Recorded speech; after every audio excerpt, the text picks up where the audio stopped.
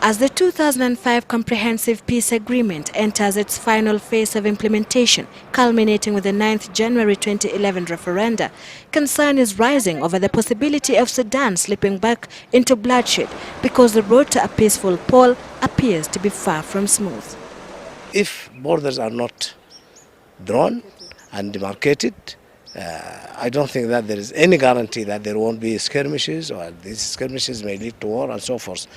Both sides are said to be on a war front, a key concern raised at the AU-UN Forum in Addis Ababa this weekend.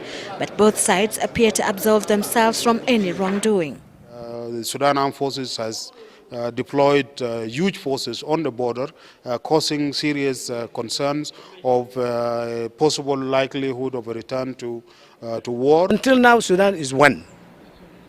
And it is the responsibility of the Sudanese government, okay, to maintain peace and order in the country. The SPLM, okay, are partners in this government. What about why should people talk about the Sudanese government or the North?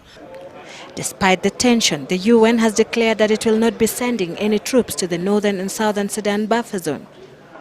The common borderline is too wide, too long, so it's unrealistic.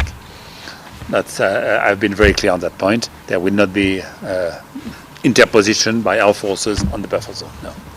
Abyei, the oil-rich region whose residents will decide in a separate referendum whether to join the South or the North, is at the center of the row. The definition of who is eligible to participate in the vote between the native Ngok Dinkas and the nomadic Missourians has deadlocked the whole process. The referendum is about, and it is for, the people who have been transferred to Northern Sudan in 1905. The Missouri have not been transferred. Why would you need to put them into a vote to be asked whether you want to return to Southern Sudan or remain in the North? They have never been in Southern Sudan in the first place. So they do not qualify. There is no reason to make them participate in the referendum. Okay, it's not the question of Dinka, it's not the question of Miseria, as if they are just separate entities. Each of them just fell from another planet.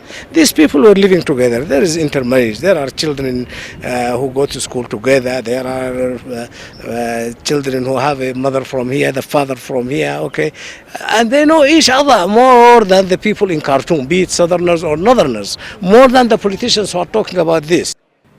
With only 8 days left for voter registration to begin, the chairman of the AU High-Level Implementation Panel for Sudan, Thabo Mbeki, with former Presidents Pierre Buyoya and Abdul Salami Abubakar, left Addis Ababa Saturday night to meet President Omar al-Bashir, first Vice President Salva Kiir, and Vice President Ali Osman Taha over the matter.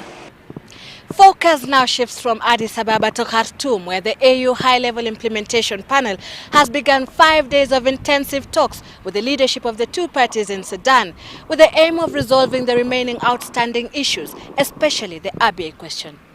Sylvia Chebet, Citizen TV, Addis Ababa, Ethiopia.